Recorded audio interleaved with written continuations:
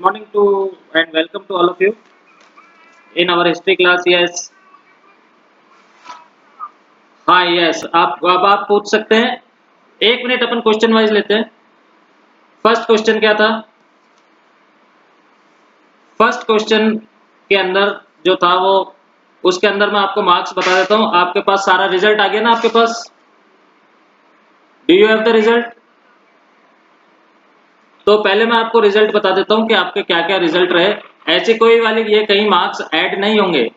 ये खाली क्या था, एक ट्रायल टेस्ट था कि आप लोग कर पा रहे हैं, आपके पास ये सही पहुंच रहा है या नहीं पहुंच रहा है, इसका कोई मायने नहीं है। ठीक है, इस रिजल्ट के कोई मायने नहीं है, क्योंकि ये तो मैंने एकदम से मॉक ट्रायल टेस्ट एक तरह से जिसको बोलते हैं ना, ये देखना मांग रहा था कि अगर मैं आपके पास नेक्स्ट टेस्ट लेता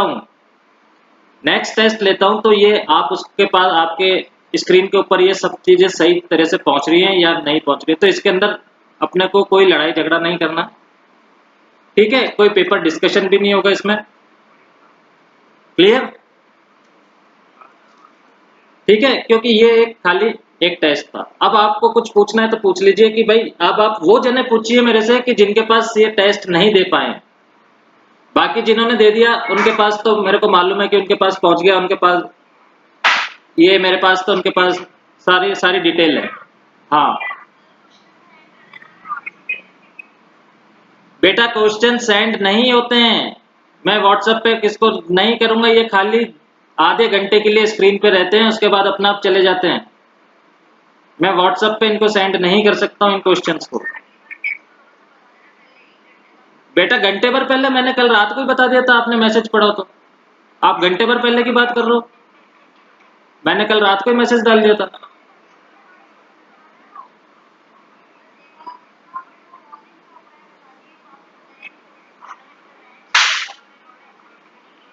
अच्छा ठीक है, जिनका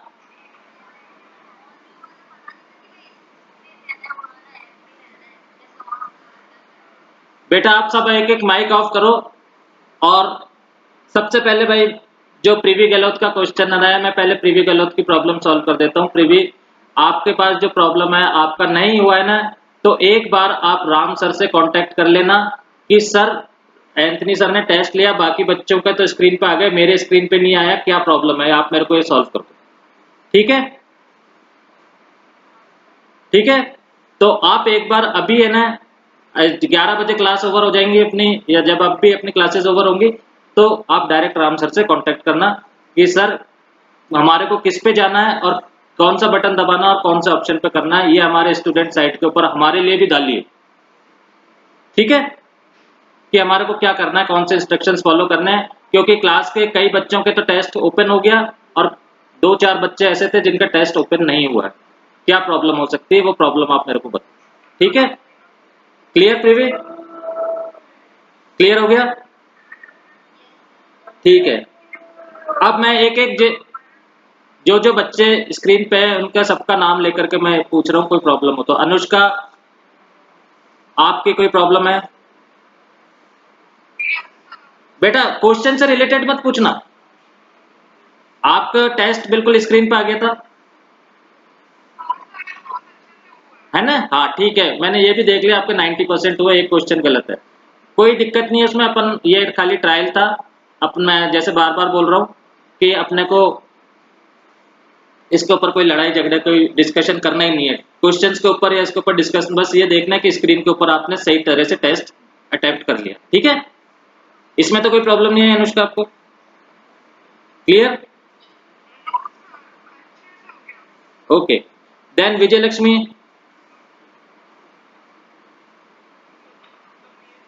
विजय लक्ष्मी, कैन यू हियर मी?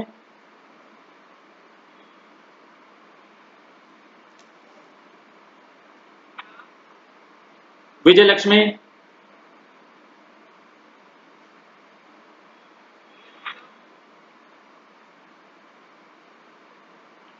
बेटा मैं क्वेश्चन डिस्कस नहीं कर रहा हूँ, थर्ड का आंसर बताओ या फोर्थ का आंसर बताओ। मैं स्क्रीन पे इतनी देर से यही तो कह रहा हूँ आपसे ऑनलाइन कि मेरे को बस ये पता करना है कि आपकी स्क्रीन पे टेस्ट अच्छे से चला गया ना।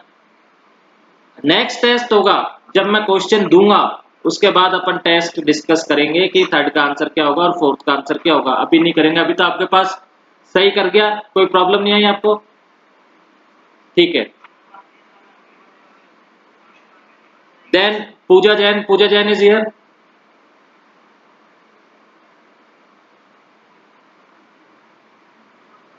Rohin Khan, any problem? रोहिन खान का भी सही हो गया, इसके भी कोई प्रॉब्लम नहीं आई, स्क्रीन पे इसने सही टेस्ट दिया रोहिन खान ने।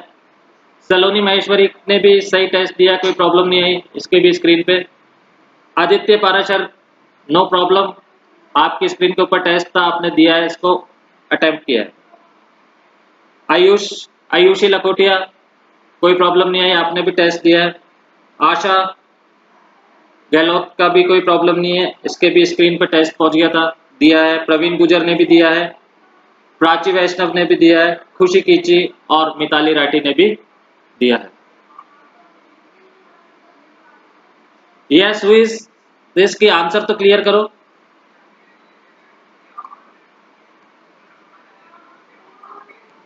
अरे वापस से मैसेज भेजो, आंसर तो क्लियर करो वाले।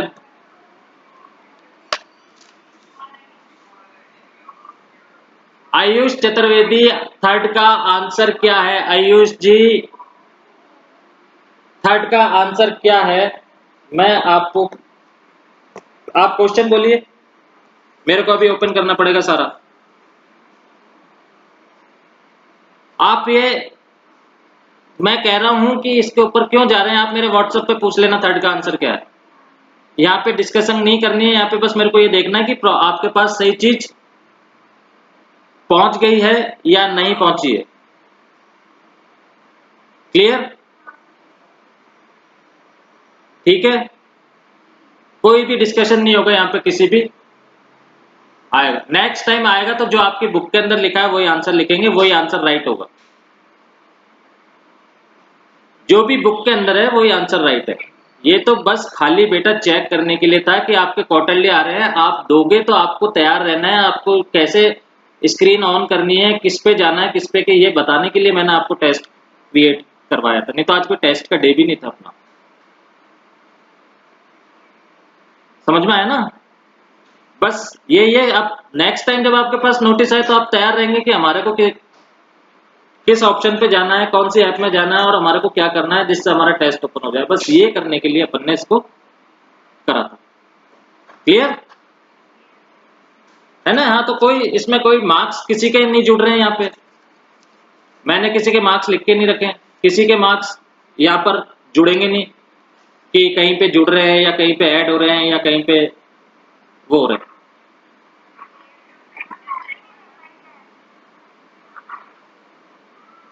ठीक है, हाँ। आपका नाम? पायल नाथ। बेटा आप जुड़े ही नहीं ना, आपका क्या प्रॉब्लम आ गई थी पायल?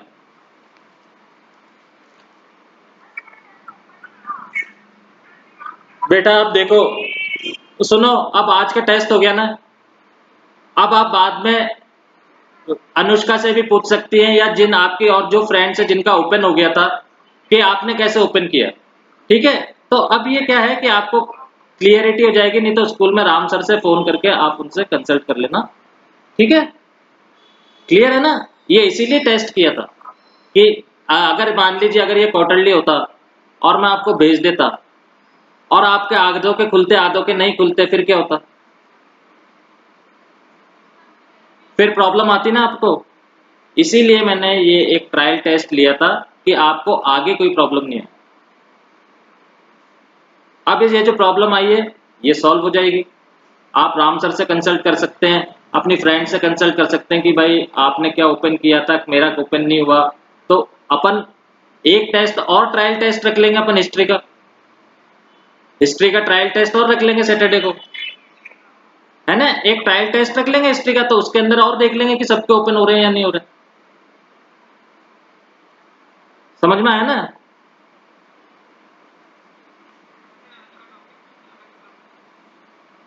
क्लियर? समझ में आया? क्लियर? ठीक है, तो अब अपन आगे चलते हैं हिस्ट्री की क्लास में।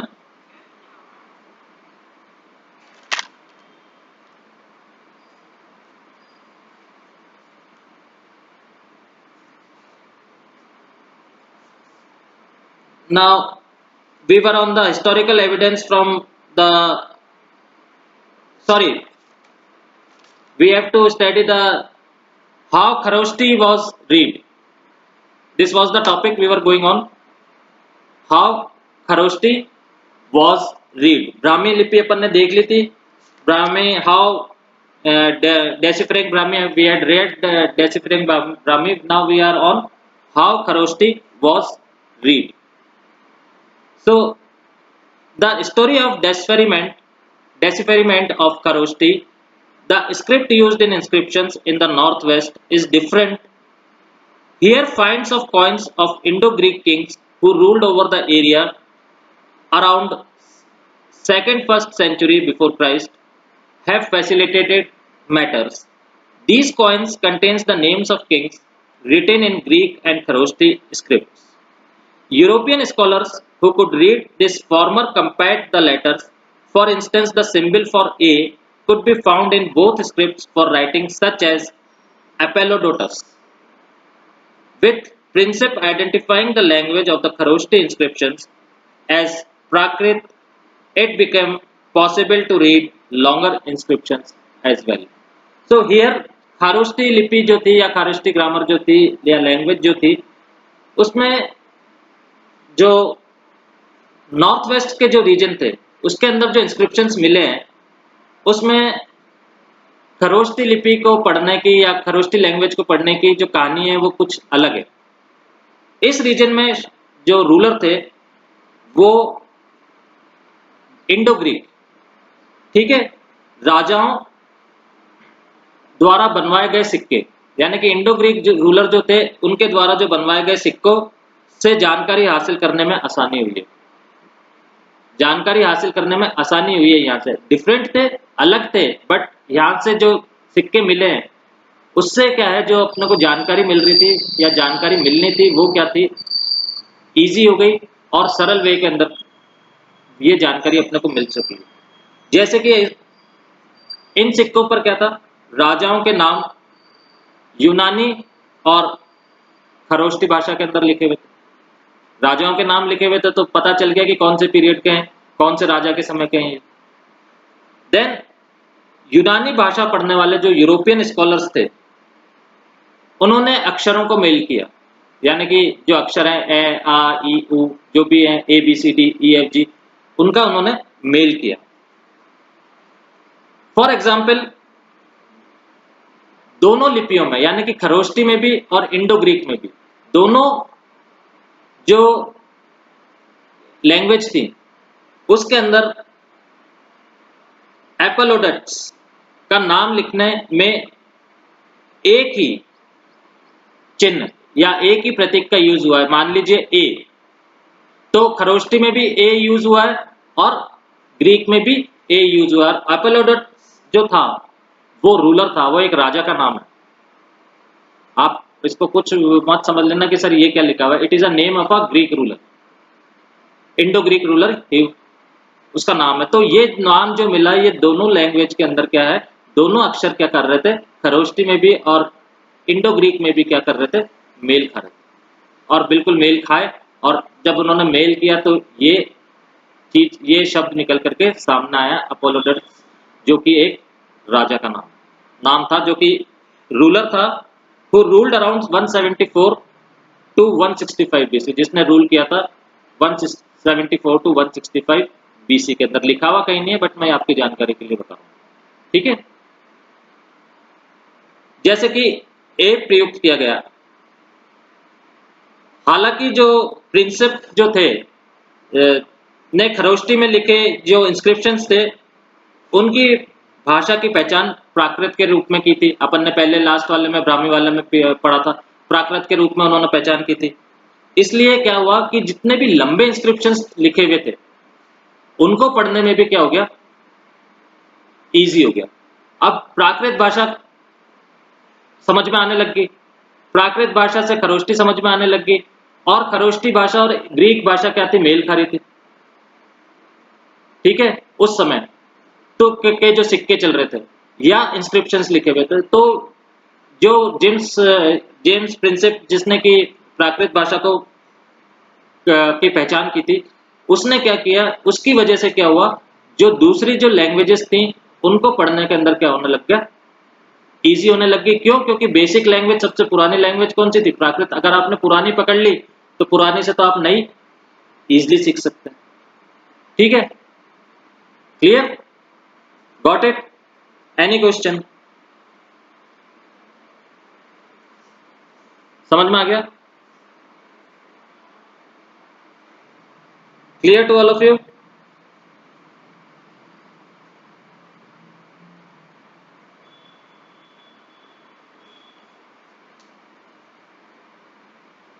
Clear?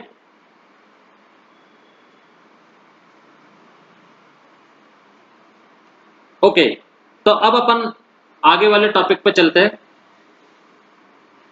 Historical evidence from inscriptions. Historical evidence of inscriptions, evidence का मतलब तो अपन सब जानते क्या होती है, साक्ष्य बोलते हैं हिंदी में, सबूत बोलते हैं, है ना। और हिस्टोरिकल का मतलब होता है ऐतिहासिक, जिसको अपन हिंदी में बोलते हैं। डेसिफरेंट मीन्स बेटा बताया ना, डेसिफियर का मतलब क्या होता है, समझने योग्य। डेसिफियर, तो डेसिफरेंट मीन्स का क्या मतलब होगा, पढ़े जाने यानी कि समझे जाने। डेसिफरेंट मीन्स समझे जाने की कहानी तक। अनडेसिफाइड जिसको ना समझ पाते हैं, डेसिफाइड जो समझ में आ जाता है, डेसिफरेंट समझे जाने तक। वर्ब एडजेक्टिव हो जाते हैं। Clear, any question?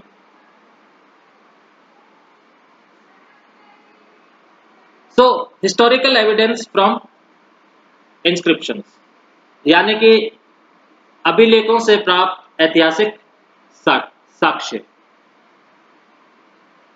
To find out how epigraphists and historians work, let us look at two Ashokan inscriptions more clearly. तो इतिहासकार और एपिग्राफिस्ट, जो कि इंस्क्रिप्शंस को पढ़ने वाले स्कॉलर्स होते हैं, विद्वान होते हैं, उनको बोलते हैं एपिग्राफिस्ट। या हिंदी में अगर अपन उनको बोलते हैं तो उनका हिंदी का जो पूरा वर्ड है वो है अभिलेख, तो इंस्क्रिप्शन हो जाता है, और अभिलेख शास्त्री जो कि एपिग्राफिस्ट होते हैं। ठीक है, तो और हिस्टोरियंस को अपन हिस्ट्री में हिंदी के अंदर इतिहासकार बोलते हैं। तो हिस्टोरियंस एंड एपिग्राफिस्ट के काम करने के तरीकों का पता लगाने के लिए आइए अपन चलते हैं अशोक के दो अभिलेखों को ध्यान से पढ़ते हैं। जो दो इंस्क्रिप्शंस जो अपने को अशोका के मिले हैं, उसको अपन ध्यान से रीड करते हैं। ठीक है, note that the name of the ruler Ashoka is not mentioned in the inscription, that is source 10. What is used instead are titles adopted by the ruler Devanpiya, often translated as beloved of the gods, and Piyadasi, or pleasant to behold. The name Ashoka is mentioned in some other inscriptions which also contain these titles. After examining all these inscriptions and finding that they match in terms of content, style, language, and palliography, epigraphists have concluded that they were issued by the same ruler. अब ध्यान देने की बात यह है कि जो inscription, जो कि सोर्स 10 आपकी किताब में मैं अभी बताऊंगा आपको, उसके अंदर जो रूलर अशोक था उसका कहीं भी नाम नहीं लिखा हुआ। उसमें खाली अशोक के द्वारा अपनाई गई उपाधियां लिखी हुई हैं। ठीक है, जैसे कि देवाना पिया, इसका मतलब क्या होता है, देवताओं का प्रिय। और पियदस्सी, पियदस्सी का मतलब होता है देखने में सुंदर। अशोक नाम दूसरे अभिलेखों में मिलता है जिसमें उनकी उपाधियां भी लिखी हैं। अब दूसरे जो इंस्क्रिप्शंस हैं उसमें अशोक का नाम भी लिखा हुआ है और उसकी उपाधियां भी लिखी हुई हैं, बट अपन जो ये अभी इंस्क्रिप्शन पढ़ेंगे इसमें अशोक का नाम नहीं लिखा हुआ है, खाली उसकी उपाधियां लिखी हुई, टाइटल्स लिखी हुई हैं। ठीक है, इन इंस्क्रिप्शंस को एनालिसिस या एग्जामिन करने के बाद जो एपिग्राफिस्ट थे उन्होंने पता लगाया कि उनके जो वहाँ की जो राइटिंग थी भाषा थी और प्लेसोग्राफी थी, यानी कि उस जगह की जो ज्योग्राफी थी, सब में क्या है, समानता है, सब एक जैसे उस टाइम पे। अतः लास्ट के अंदर वो इस निष्कर्ष पर पहुंच गए कि ये जो इंस्क्रिप्शन है ये अशोक का ही है। अब देखिए इस इंस्क्रिप्शन के अंदर क्या लिखा हुआ है, देखिए सोर्स 10 देखिए आप, the orders of the king. अब इसके अंदर कहीं भी अशोका का नाम नहीं है, खाली उसके टाइटल्स। दस स्पीक्स किंग देवनम पिया पिए दस, ये टाइटल आ गई राजा। दस स्पीक किंग्स देवनम पिया पिए दासी। In the past, there were no arrangements for disposing affairs nor for receiving regular reports, but I have made the following arrangements. Pativadekas, पति